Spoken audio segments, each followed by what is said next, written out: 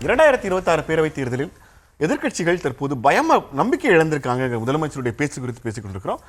செல்வராஜன் வணக்கம். என்ன ஒரு அதீத நம்பிக்கை தெரிகிறதோ திமுக கூட்டணியில ஆட்சியில இருக்கிற எல்லா பிரச்சனைகளையும் மக்கள் மறந்துடுவாங்க, கூட்டணி கட்சிகளோட பலம் போதுமானது, பாஜக எதிர்ப்பு நம்மளை கரை சேர்த்திரும் நினைக்கிறாங்களா திமுக கூட்டணி?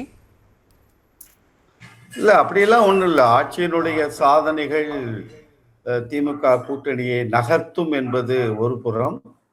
இரண்டாவது, கடந்த இந்த 5 ஆண்டுகளில் நெருங்கி கொண்டிருக்கிற ஆட்சியினுடைய செயல்பாடுகள் பிடித்ததினால் இந்த செயல்பாடுகள் 2.0 திராவிட மாடல் ஆட்சி தொடர வேண்டும் என்கிற எண்ணத்தில் தான் ஏற்கனவே இருந்த கட்சிகளையும் தாண்டி இன்றைக்கு நீங்க பேசின மாதிரி 21 கட்சியினுடைய கூட்டணியாக விரிவடைந்திருப்பதற்கு காரணம் ஆட்சியினுடைய சாதனைகளும் எதெல்லாம் இந்த தமிழ்நாட்டில் நடந்துவிடக் கூடாது என்று திமுக தலைமையிலான கூட்டணி நினைக்கிறதோ அதையெல்லாம் நடந்தே விடக்கூடாது என்பதற்காகத்தான் இந்த கூட்டணிகள் இணைந்திருக்கிறதே தவிர, நம்ம வினோபா பூபதி அவர்கள் சொன்ன மாதிரி நிறைய பேசினாரு. முக்கியமா அதுக்கு முன்னால 2 விஷயம் சொல்லிடுறேன். இந்த விடியா ஆட்சி என்பது அண்ணன் ஜவஹர் அலி அவர்கள் தோழர் சொன்னது உண்மைதான். இந்த ஆட்சிக்கு விடியலும் இல்லை, மறைதலும் இல்லை. 24x7 24x7 மக்கள் நலனை மட்டுமே சிந்தித்துக் கொண்டு ஆட்சி நடத்தி கொண்டிருக்கிற முத்துவேல் கருணாநிதி ஸ்டாலின் ஆட்சிக்கு விடியலும் தெரியாது, மறையலும் தெரியாது. 24 உழைச்சிட்டு இருக்க எங்களுக்கு கதிரவன் வந்தால் என்ன, நிலவு வந்தால் என்ன, போனால் என்ன. அதனால அவர் சொல்லுவதை 100க்கு 100 நாங்க ஏத்துக்கிறோம். அதனால்தான் இந்த சாதனைகள் சாத்தியமாயிருக்கிறது என்பது ஒன்று. இரண்டாவது, அது பாஜக கூட்டம், அதுல பெரியார் அண்ணா படம் தேவையில்லை, உண்மைதான். நீங்க அந்த இடத்துல பெரியாரை கொண்டு போய் வைத்தது யார்?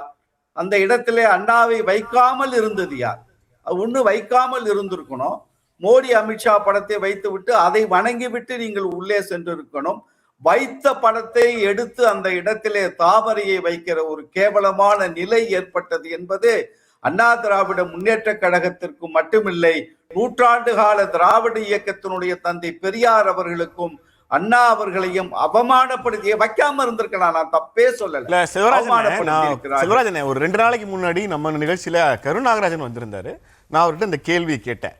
அவர் என்ன பதில் சொன்னார்னா, வழக்கமா இந்த மாதிரியான கான்ட்ராக்ட் கொடுக்கிற போது ஆட்கள் வந்து திமுகவுக்கு அதிமுக மாநாடுகளுக்கு இந்த மாதிரியான வளைவுகள்லாம் வைக்கிற ஆட்கள், பாஜக அதிமுக கூட்டணி அப்படிங்கிறனால அவங்க யோசிக்காம பெரியார படத்தை வச்சுட்டாங்க, அதுக்கு பிறகுதான் பாஜகங்கிறனால அந்த பெரியார் படத்தை எடுத்துட்டாங்க அப்படின்னு கருணாகராஜன் சொன்னார். ஸோ நம்ம எச் ராஜா அவர்கள் என்னுடைய வாட்ஸ்அப் குரூப்பு, என்னுடைய ஃபேஸ்புக் குரூப்பை அட்மின் தான் ஹேண்டில் பண்றாரு அப்படின்னு இந்த அட்மின் கதையை இப்ப கொண்டு வந்து கான்ட்ராக்டர் மேல பூசுறாங்க. என்னால காதுல இல்ல, நான் உங்களுக்கு ஒரு பதில் வேற சொன்னேன். அதிமுக இருக்கிற மேடைங்கிறனாலதான் அந்த கான்ட்ராக்டர் பெரியார் படத்தை ஏத்திருக்காரு. கான்ட்ராக்டருக்கு தெரியுது பாருங்க அதிமுக மேடையில பெரியார சேர்க்கலாம்னு. இல்ல, உண்மை. அதனால வைக்காமல் இருந்திருந்தால் அதை நாங்கள் தவறு என்று சொல்லவில்லை. ஆனால் வைத்துவிட்டு அதை எடுத்தது மிகப்பெரிய அவமானம். அதை அதிமுக ஏற்றுக்கொண்டாலும் நூற்றாண்டு கால திராவிட இயக்கத்தின் சாதனைகளை தாங்கி நிற்கிற 8 கோடி தமிழ் மக்கள் ஒரு காலம் அவர்களை மன்னிக்க மாட்டார்கள். இரண்டாவது, வினோபா பூபதி அவர்கள் நிறைய பேசினாரு. அவர் என்ன சொல்ல வந்தாரு, என்ன சொல்லி முடிக்கணும்னு நினைச்சாருன்னு நானும் தேடி பார்க்கிறேன். இந்த தேர்தல் அறிக்கைங்கிற ஒன்ன கையில எடுத்து வச்சுக்கிட்டே மொத்த டிபேட்டையும் முடிச்சுட்டு போயிடலாம்னு நினைக்கிறாங்க. அதை தாண்டி 80% நாங்க சொல்றோம். நான் பொதுவாக 82% என்னுடைய ஆய்வின்படி, 90% சொல்லிட்டு ஒரு 13% கொண்டு போய் சொல்றதெல்லாம் தாண்டி நான் ஒரே ஒரு கேள்வி வைக்கிறேன். அவர் எந்த கட்சி யாரை தலைவராக ஏற்றுக்கொண்டிருக்கிறாரோ அந்த அன்புமணி அவர்கள் கடந்த முறை ராஜ்யசபாவில் அட்டெண்டன்ஸ் 30%, 7 விவாதங்களில் மட்டும்தான் பங்கெடுத்திருக்கிறார். அதற்கு முன்னால் அவர் பாராளுமன்றத்தில் இருந்த பொழுது இந்தியாவிலேயே 7% மட்டும் கலந்து கொண்ட, இந்தியாவிலேயே மிக குறைந்த அளவில் பாராளுமன்றத்தில் அட்டெண்டன்ஸ் வருகை பதிவேட்டில் கையெழுத்திட்டவர் அன்புமணி அவர்கள் தான் என்பது வரலாறு.